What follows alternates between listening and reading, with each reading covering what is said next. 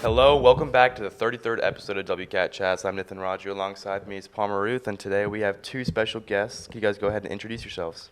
I'm Sylvia Beaver. I'm Frazier, Braintwain. And talk to us. What do you guys do? And what sport are you guys members of? We're both cross-country captains this year, along with Ava Ramsey, who's also a captain. So that's... How's the cross-country season going so far for y'all?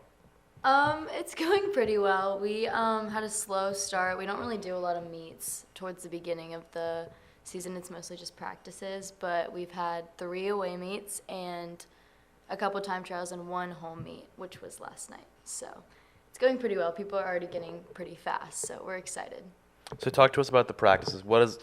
Take us into one of practices as a Sisterhood. What would you do? So I think my favorite part about the Westminster girls cross country team is the Sisterhood, which is kind of our motto and what our team is as a whole. So on any given practice, we kind of start by just all hanging out together and kind of chatting. It's really fun.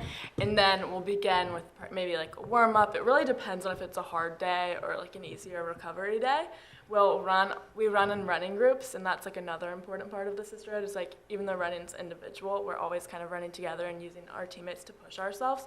And then we'll kind of end with a cool down, stretching, or strides. And then how did last night's meet go for both of y'all? I'd say it was a pretty good meet. Our number 1 is Lucy Johnson, and before the race, my coach told us to run together, and then she just started sprinting, and that was not what I was going to do. So she finished a minute in front of me, but we were still top 2 of the race and beat Holy Innocents, so it was still successful. Yes, it was a fun race. We haven't had as many chances to run on our home course this year, and I kind of missed it. I didn't realize that I did until yesterday, and it was a fun race. I felt good, and I'm really proud with how the whole team did. So looking forward, any of the big meets coming up in the next couple weeks? We have Coachwood not this weekend, but next weekend, and that's going to be our last season away meet other than state. So that's going to be a really fun. It's a Saturday morning, early morning meet, and we always get the best times at those. So We also have our region meet / senior night, I think October 24th, question mark? Yes. But October 24th. And that's going to be really exciting. It's totally weird to be a senior and have that night be about us because I'm so used to it being about other people. It makes me feel old, but I'm excited for that as well. And, how has it been? You're a senior, y'all are both captains. What has been in that leadership position and kind of being the oldest girls on the team? I'd say it was definitely changed because starting as a freshman, I always looked up to the older girls, and they were literally adults to me. So going into this year, it's so weird to think that I was like that, but I'm really enjoying talking to the freshmen. They're all super sweet. And recently at a meet, one of the moms came up to us, a freshman's mom, and she was like, y'all are doing great. She's having so much fun driving with y'all to pasta dinners. So it's really nice, continuing the tradition of being, a mentor and a leader for the younger girls. Yeah, once again, I just feel the Sisterhood is, the best group of girls at Westminster. It's such, a spirited and kind and inclusive group, and it's such a gift to be able to, lead them. And honestly, half the time I'm being inspired by, everything these girls are doing and the way they're carrying themselves running and just in friendships and as individuals, and it's been really awesome so far. So switching gears from the current season, can you talk to us maybe how you guys got into cross country and kind of your beginnings? I kind of did it. I'm a soccer player too, but I did it in middle school to kind of stay in shape for soccer, and I ended up really loving it. And when it came down to high school fall sports, I was this seems like the best thing. One of my neighbors did it and said that's how she made her friends in high school. So I was I think it would be a good social way to get into high school, and then also I really enjoyed the sport. Mm-hmm. Running's been a big part of my life since I was little. My mom ran and is really into the running world. So in some ways I almost rejected it a little bit because I was oh no, I don't know if I want to do that. But then, and my mom always tells me that I didn't want to do high school cross country. The summer before I was I don't know if I want to do this. But then the first practice, just like Frazier said, with the friendships that you form, I was all in, and there's been no going back ever since. It's been so much fun and such a good way to spend all my years of high school. Have there been any, runners in the grades above y'all that have really made a big impact on your running? Yes. I don't know if you remember Christina Shoffley. she was one of our closest older friends, and she was just sweet from the beginning as a junior when we were freshmen, and then she was captain her senior year, and that's when we really got close, and we're just like, she was so awesome. She was so close with everyone on the team, and she was a huge role model. Frazier and I like looked at each other when you asked that question, like knew exactly who we were going to say. Shout out Christina, we love Yes. you. We still see her when she comes home from college. Yes. She's awesome. I still text her all the time, so it's been a very long friendship. And I'd say Janie Cooper too. Shout out Janie. Any other coaches that have really made a big sorry. Any coaches that have also made a big impact on you? This is a fabulous question because this year our head coach, Amy Eubanks, stepped down is like in a halfway, like she shows up sometimes and it's awesome. So yes, she had been like such a fabulous coach and just person our past 3 years, but I think she had been coaching for, I don't know the exact number, but a long time. And she really helps like make the Sisterhood what the Sisterhood is. Like she knows a lot about running, she's great at coaching that too, but almost most importantly, she made that group of girls in that environment. Like it's so uncommon to have a team of 120 girls. That's wild. We're always like by far the biggest team at the meets that we go to. And so much of that is due to her and all of like the work she put in to make it such a loving group. What is, some of y'all just like favorite, just like sisterhood like events, like outside of just the running? I'd say Sister Hunt is one of the most fun things because it's kind of similar to sororities where the girls like run to you. But it's like a little scavenger hunt that all the seniors put together for the girls, and then the clues lead them to their sister group, and each one's a little theme. And it's just really cute to cheer as like they run to us, and like that's gonna be your group for the rest of the year, so it's really cute. Can you talk to us a little bit about how the Sisterhood originated, maybe its history, any cool events, maybe like the favorite event you guys have had in the past 4 years? Well, this is like a halfway answer to your question. I'm taking some creative liberty. But we had heard a lot that in the past, to start, the Sisterhood, I think it was always kind of a really loving team ever since Coach Eubanks had been coaching. And then I'm pretty sure there's a story about how like 1 year girls started calling it the Sisterhood and doing the Sister Hunt, et cetera, et cetera.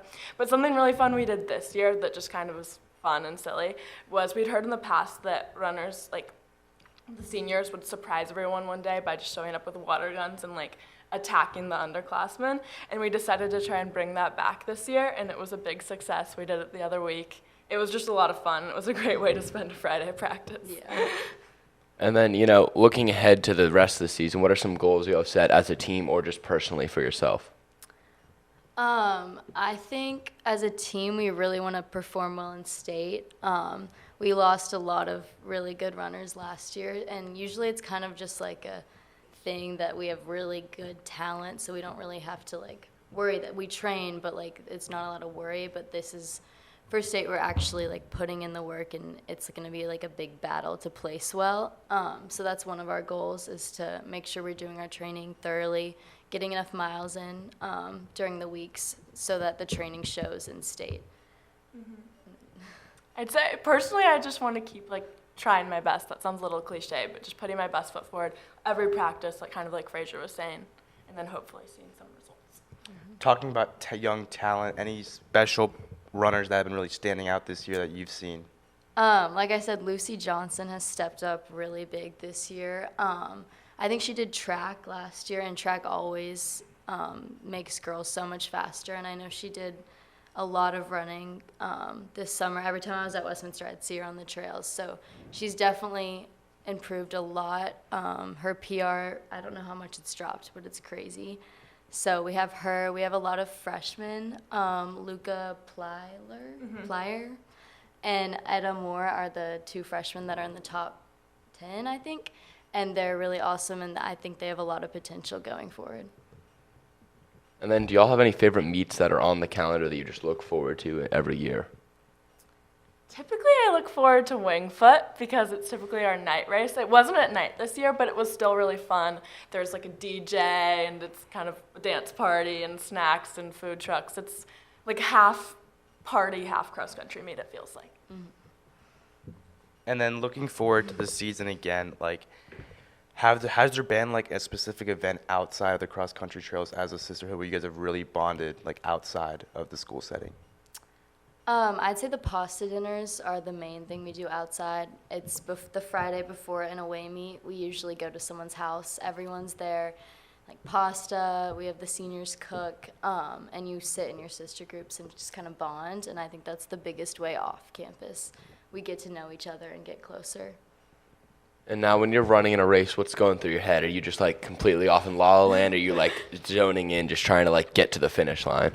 I'd say I'm a little bit different in that I just like barely remember races, and I don't think any thoughts go through my head. Like I play a song in my head, but like there's literally no thoughts other than I get competitive with other teams. Like I try to track down girls, but like other than that, I just have zero thoughts. And then after I don't know what happened, so. I do songs. Yeah. I have like 2 songs for the first mile, 2 songs for the second, 2 songs for the third, and that kind of gets me through. Do you guys think runner's high exists? Have you experienced it? I think I have. I don't think I get it after meets. After meets, I'm just like kind of excited and I'm just like bubbly because I'm glad it's over and like that dopamine. But I think after like during hard workouts, I feel like I've definitely felt that after like a couple reps of like an interval workout or something. I just like stop. It stops being really difficult and you can start going fast. And so yes, I definitely believe in that. I believe in it as well. I had like one meet my freshman year where all of a sudden like I just like didn't feel tired anymore like halfway through the race, and that was just like I was like floating. It was the most runner's high moment ever. Haven't quite experienced it like that since, but it'd be awesome if I would. And then do y'all have any pre-race routine or something, you always make sure to do before a race? I always drink a Celsius. That's the only thing that gets me through. I try to drink a whole one. And that's pretty much it. I like to roll out my legs because I get calf issues. That's pretty much. I don't have a specific thing. I like doing my hair a certain way. As a team, we always we have a little cheer that we do, and then we always pray together, and that's kind of like our team pre-race tradition, and that's always fun. Any superstitions? Anything you have to do? Like you have to wear the same socks. You got to put the left on before the right. I have a lucky sports bra. Nice. I do not have anything lucky. And then, if you could give a piece of advice to a younger runner, or actually, wait, hold up. Let's not get to that question. I forgot. Both of y'all are on the homecoming court this year. What has that experience been like, and how are you feeling going into Friday? It's been awesome just because all of our friends are also on court, which was crazy. So it's been fun to like bond with them over that, and it's just fun being like in front of the school in that way. Because again, like we'd always seen Christina was on homecoming court and Janie was on homecoming court. So it's like very fun to carry that on, especially for cross-country girls, because there are a lot of cross-country girls on the court, and I think that kind of shows something about the culture of the team. It's definitely a huge honor to like look, like Frazier was saying, to look back and think of the girls who were on it and when I thought of them, and like it feels very special. It's also super special to share it with so many of my teammates and so many of my friends. We have such a fabulous grade as a whole. The girls and the guys courts are fabulous, and so many other wonderful people, and I'm just excited for Friday. It'll be awesome. Talking about senior year, anything you're really excited for? Any activities in specific? I'm excited for second semester as a whole and everything that comes with that, because I think we'll definitely be a little bit less stressed since the college process will be over. Senior spring break, the mudslide. Mudslide for sure. That's going to be so fun. Last day of school with all the water guns, basically everything. And then, looking back on your past 3.25 years in the high school, is there like a favorite memory or moment that really stands out to you that really shaped your experience? It's going to take me a second. I know, me too. It's been a long time. Yeah. I feel like just watching the seniors do the mudslide every year has always been very emotional for me, because I just like it reminds me that time's passing, but it's also like kind of a wholesome, bittersweet thing. Because like everyone goes through that, and I'm always like, that's going to be me someday, and now it actually is. So that's definitely shaped the way I approach school and like try to make the most of it. I guess in a similar vein, kind of like cross-country senior night, like that whole tradition. Super similar how like ever since freshman year I've been there and kind of been like realizing that one day it would be me, but never really fully getting that. And now that it's almost around the corner, it feels definitely surreal, but I think just like having that every year has been super formative because it's been a way to like celebrate my relationships with older girls, and I guess this year with younger girls, which is super sweet and bittersweet for sure. So the way we've ended pretty much every single interview is we've ended with the same exact question. If you could tell your younger self and a piece of advice, what would you say? Cross country related or just like? Just life. Just life. Wait, I'm trying to think. Probably just relax. Like, it's all gonna work out.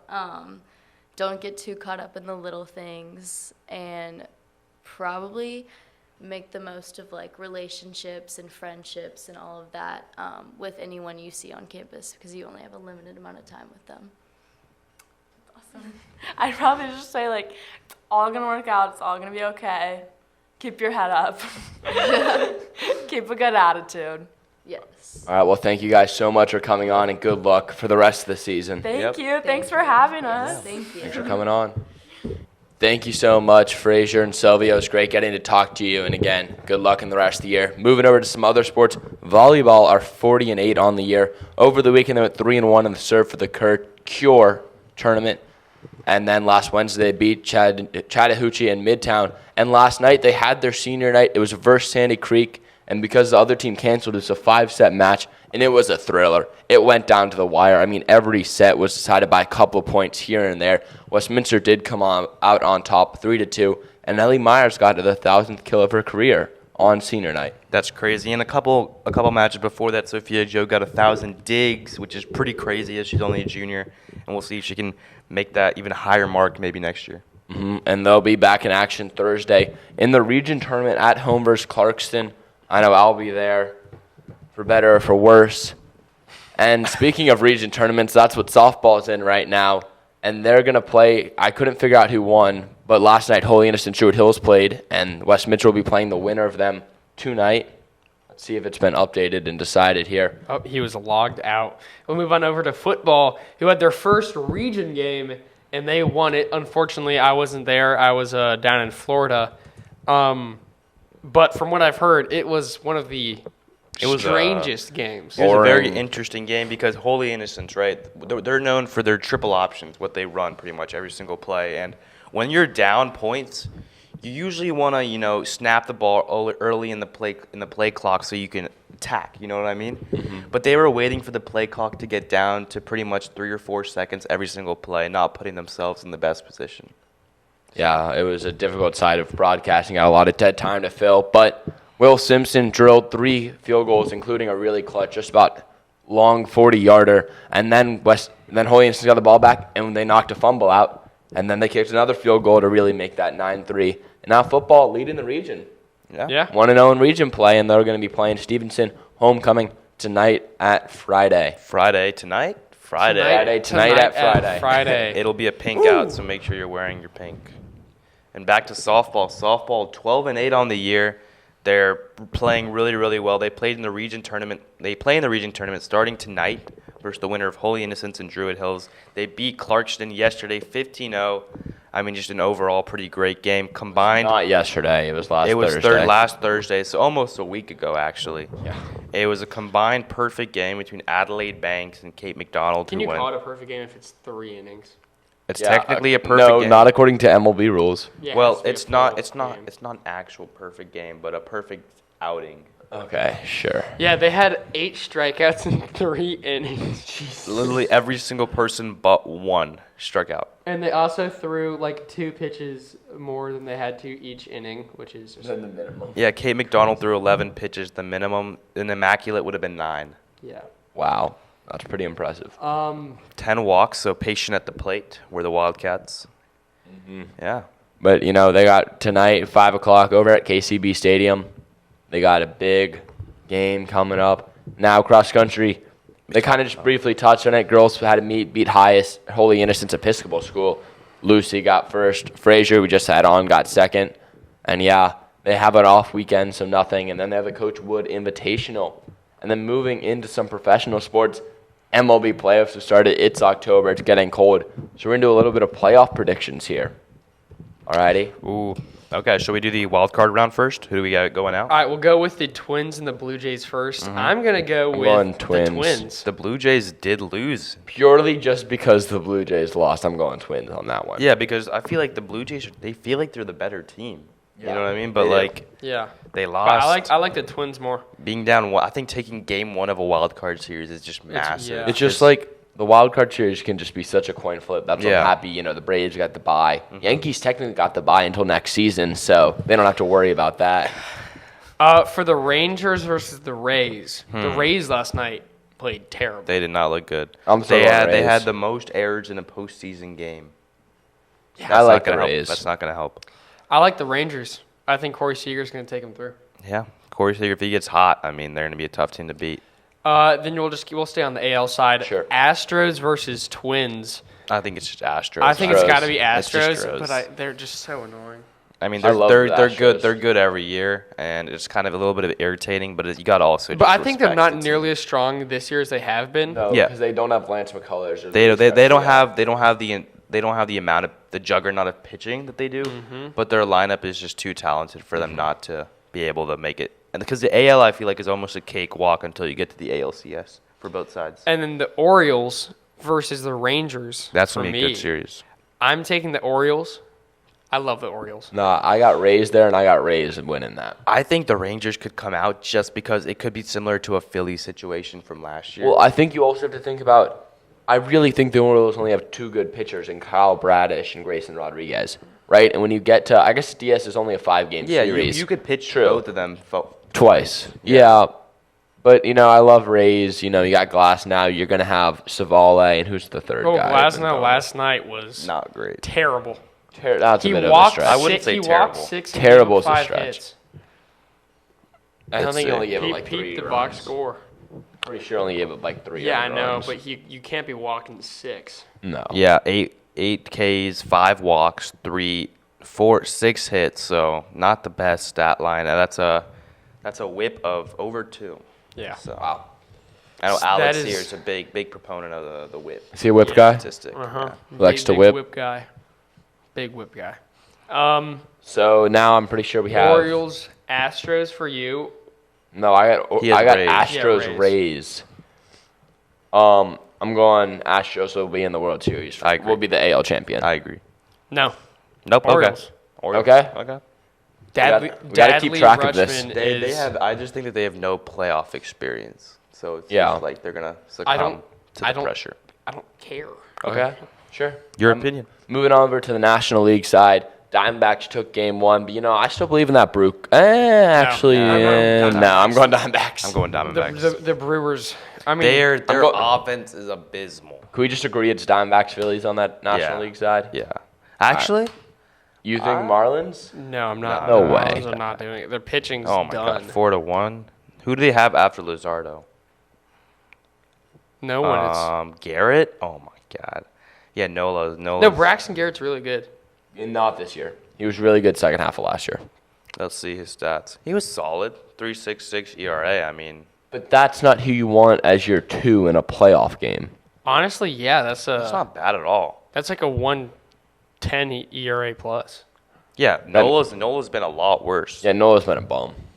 So I Yeah. mean, we'll see. It's a guy who's been good a lot of his career versus a guy who's been pretty solid as of late. So we'll see. And what then happens. Dodgers versus Diamondbacks. I got Diamondbacks. D-back. I got Dodgers. Dodgers. Yeah, I hate that we keep choosing the higher seeds, It's but just because they're better. I mean, they simply are. Actually, we're just gonna change things up. I'm going Diamondbacks there. okay. You got Phillies versus Braves. Braves. And this is going to be a Braves. hot take. You're gonna say Phillies, aren't you? No, I'm going to Oh. go Braves. All right, I'm good. gonna Okay. go Yeah.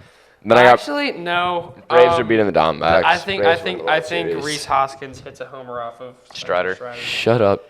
He's not even on their playoff roster. He tore his ACL in spring training, bud. Really? And Yeah. he hasn't came back yet? An ACL is not that easy of a thing to Yeah, return no, from. but that's like 7 months ago. Yeah, it's about a 12 to something recovery time. It is. I mean, we saw Just it deal the with weekend. it. But Just when deal with it. when Remember- when does, You see, when does I'm Reese sorry to Hoskins switch. run? I'm sorry to switch things up here, but Aaron Rodgers, you hear what he said on the Pat McAfee show? What? So everyone knows. So for context, he tore his Achilles about like 2-3 weeks ago. Yeah. And so he was talking. He was saying, "Oh, normal Achilles. or normal whatever. Achilles injuries, you have to be in a boot for about 6 weeks. I was in a shoe after 13 days." Yeah. He It's not a says good he doesn't. thing. He says he believes in the will of his mind that he will get better faster. So Wow. That's Aaron deep Rodgers is stuff. going to be healthy in like 4 days. yeah, He also got surgery the day after it happened. That's what you try to do. yeah. Moving on. So we have in our CS, I got Braves Diamondbacks. I got Braves winning it. And I'll set up a little 2021. Dodgers World versus Series the rematch. Braves. I think I'm going to go. The Dodgers have the no Braves pitching. Just outplayed them a lot in that series, and I think it's just like it's not close. So then I'm going with the Dodgers. Okay. So Dodgers versus Orioles in the World Series. You have a completely different. Me and Raj have the exact same World Series, and you have a completely. It's just going to be a different. rematch of the 2021 World That's what I Series. said, but he has Orioles versus the Dodgers. I think so. it could be Orioles Braves or Astros Braves, but I don't think anyone else is coming out of the AL. No. I'm going Orioles, Dodgers, and you know who's winning the Orioles Orioles are winning Dodgers the World Dodgers? Series. Orioles The are winning. Orioles They're are winning. winning the World In how many games? It's Oh, five. Five. I got Braves They in dropped 6. one because Mookie Betts hits a home run. But other than that, besides that dominance. one game, 4-game shutout. Remember, You realize their closer's out with Tommy John too. Okay. remember 2018 when the Braves went into Camden and we got like swept? I remember that. That was a tough kind of weekend. Yeah, but the Orioles were also bad that year. Yeah, I know. Okay, And now so they have Dadley Rutschman. I got Braves in 6. Gunnar I'm Henderson. literally just copying 2021 at this point, and I Gunnar will not be Henderson mad. gets called up. No, sorry, not He's Gunnar been Henderson. up. Jackson. Jackson Holiday gets called up. Mm-hmm. They saw how well he did in the minors. They saw how well he did on my. They saw that Dynasty he team. won a championship for their AAA team, and they go, he'll bring us one in Baltimore. He was actually incredible this year, though. He played really, really well. He's been an impressive player. All right. Moving on.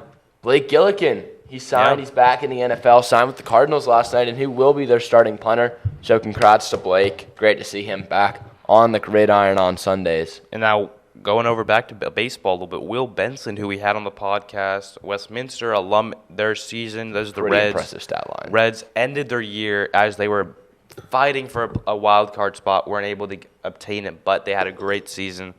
Will Benson really turned things around after we had the podcast. Really No, impressive he year. had an all-star He- level He season. did. He had a just didn't great get the year. playing time. Yeah. But I feel like he started to get it towards the end of the year, but he played really, really well. Walk us through 19 it. steals, 11 home runs. I mean, he's a 20-20, 30-30 kind of guy if he gets the playing time. I don't know about 30-30, but I think he could be like a 25-25, 25-30 guy. Yeah. I mean, he batted 275, He got just a- 863 OPS. I mean, he's gonna be pretty. He's gonna be He pretty got good. probably a little bit. He probably got 40% of the playing time of a regular starter. Okay, Right, so a regular season is 700-ish plate appearances. so he'll high hit 600s. about 25, 27 bombs. Yeah, and if you get hot or because you're playing more, and he plays in a bandbox of a stadium over there in Cincinnati. Mm-hmm. And now, any more pro sports you want to move into? Yes, fantasy football. Alex, Oh, pro I sport. smoked Carr. What the heck? can we go back to last 3 week where Alex was times. talking about how his team was gonna be crazy good? 3 times my score. Joe Burrow, 4.7. Javonte Williams, 3.9. I started Jalen Warren, and everyone was like, why would you do that? The second highest scorer, highest. Exactly. Like, he played really well. I knew Najee Harris. Your RB2 getting 11.5 is not a good thing. Well, no, that's solid. Solid. Yeah. Everyone disappointed. Jordan Addison. Put up 0. He was averaging like 17 points a game, and all of a sudden he just put up 0. Yeah, you were hyping him up last week. Yeah, it's because for a reason. Even after he Yeah. put up 0, he's still 44. Now, I was the one who smoked Carr. I put up a solid 180. I put up 55. You see, for me, my team was averaging 150 going into this week. My team regressed, but my team regressed The worst my team can be is 116 points, and I'll take that, really. We had Aaron Jones putting up a nice 2.4 Watch this. points. Watch these changes. Devon A change. here Yeah, why didn't you start him this week? because he had one good game, and I didn't trust him. Okay, that's fair. Aaron Jones put up a whopping 2.4 points. He had 2 rush attempts in the entirety of the first half, ended the game with 4. What are we doing, Packers? Zach Moss put up 9 points. He'd been averaging 20, and now he's done because Jonathan Taylor's back. And look at that, my new starting quarterback, Matthew Stafford. James Conner, a whopping 6.6 points. Love to see it. And then, of course, we started Marquise Brown on the bench with 16.6 points. I mean, come on, man. Palmer, walk us through your team. How'd you get 180 points? Yeah, let me get back to that. Sorry, I'm making some changes. I got some players on bye this week. We got Justin Herbert. He put up, it was an okay week, put up 23. Then, you got Christian McCaffrey. He put up a solid 50. Travis Etienne put up only 10. A.J. Brown put up 38. And Puka Nacua put up 31. Tight ends. Really no one's been getting production out of there. Dallas Goedert. T.J. Hawkinson, I've been getting a lot of. Evan Ingram. A lot of T.J. production. Hopkinson put up 4.4. Okay, but he's still the number 1 ranked tight end for fantasy points. Evan Ingram, number 4, been averaging a nice 13 points pretty much every week. I'll take that out of my tight end. Kenneth Walker got 13. My defense got 4. And Cameron Dicker, the kicker, got 6. So you were just carried by, what's his face? My running backs are Christian McCaffrey and A.J. Brown. and Puka Nacua. Well, he's going to regress because Cooper Cup's back. It doesn't Do you know matter. that He put up a good two week. of those players would be my whole team? Yeah. Well, one right. of them would have been. So- One of them almost would have. Yeah. So Matthew Stafford is now my starting quarterback. Why don't you pick up Joshua Dobbs? You see his Cordero stat line? Patterson, can I picked up Shroud because Can I I needed drop my keepers Cordero? on bye. Yeah, you can. Hmm. All right, moving on over to college football. We got some good games coming up this well. There's really no big upsets last week. It was kind of just like a boring. Ole Miss beating LSU was a pretty good game. Georgia almost lost to Auburn, ultimately came out and won, and then Oregon State did upset Utah. But this week, LSU, Missouri, that'll be a pretty exciting game. And then the game I know I'm most looking forward to, the game I'm going to Dallas for, Texas, Oklahoma, the Red River rivalry. Red River. What? But it's going to be an exciting one. Number 3, Texas. Number 12, Oklahoma. Top 12 matchup. There's some exciting games. Some people think Georgia could potentially lose to Kentucky. Kentucky had a pretty solid week last week. Notre Dame, Louisville will be a pretty good one. And that's about it. But, it's college football. Can't really complain. Mm-hmm. And NFL, I mean, let's talk about the Falcons, man. I was happy the Falcons were 2-0. Falcons suck. And guess what now? We're 2-1, but so are the Saints. I think y'all are more than 2-1. Nope, we're 2-2. I apologize. Look We at got that. We're supposed to get manhandled. 120 this week. Proud of you. We were absolutely manhandled by the Jaguars, 23-7 in London. Love to see it. A 9:30 game. You get to wake up at 9:30 and watch the Falcons lose. It's a great way to start your Sunday morning. But looking forward to this Sunday, 1 o'clock, the Falcons take on the Texans, which should be a nice, easy game. But C.J. Stroud has been playing pretty well. I just added him to be my QB this week with Herbert being on bye. And, Texans, they're 2-2 as well. They've had actually a pretty successful year. So it should be a pretty good game of the battle of the mid-teams. They upset the Jaguars, and they kind of smoked the Steelers. And we got smacked by the Jaguars, so we'll see what The happens. Texans been very impressive. C.J. Stroud doesn't have an interception yet. I'm pretty sure it's the longest start to a career without an interception. He'll be getting one this week to Jesse Bates. Just putting it out there. Jesse Bates, about the only good player other than Bijan Robinson on that team. Okay, Palmer. I say we put Bijan Robinson at quarterback. I agree. Let's just run Wildcat. every I've seen single play. Bijan operate the Wildcat. It's not the worst thing. Although typically it'd be Roshan when Texas would run it. Roshan now with the Bears, We also, what are we doing with Cordero Patterson? What's he doing? Is he still on the team? I dropped. Oh, he's injured. He's injured? Uh-huh. That's what I thought. Alrighty, I well, think we're going to move him back to wide receiver, though, once he is healthy. wow, breaking news out of the Packers. The man who designed the famous G on the helmet, he unfortunately did pass away at 83 just now. Oh. John Gordon. And, believe it or not, that's the same G that the Georgia uses. So, fun stuff there. Oh yeah, Wait, so did Georgia copy? I think Georgia Grambling? paid money. because Why would they- there are a lot of teams that are using Grambler State. Grambling State. Grambling State. They also use it. It's an HBCU there. Grambling. I've seen a good bit of high schools use that G too. Well, I feel like high schools just Every take high school NFL does logos it. and just yeah, Lakeside has the Vikings. the Vikings logo, but it's just flipped over. Yeah. And then you have teams like there's like one other one like Falcons. I feel like are used. Yeah, I mean, Really? both Grambling State and Eagles. UGA Eagles asked used a lot. approval from the Packers to use that logo. So, you know, Well, the Packers are an old team, so I mean we I are an guess they old have- team. I mean, we do have the most world championships. I don't think you can constitute it as world. Yeah, that's. Yeah, that's what it's called before there was the Super Bowl. That's when we won a lot. Oh, so you're just flexing the. Yeah, the world championships, all those rings from before the 1960s. But I mean, we did win the first Super Bowl, so, you know. The Lombardi Trophy. Exactly, named after famous Yes. Packers coach. Oh yeah. Well, I think that's it for this week, unless I'm forgetting anything. Nope. I think that we had a great episode. Talked about some cross country, caught up Westminster sports, made our predictions for the Yeah. MLB postseason. Thank you guys so much. Yeah, Make thank you sure- guys so much for watching, and as always, go Cats.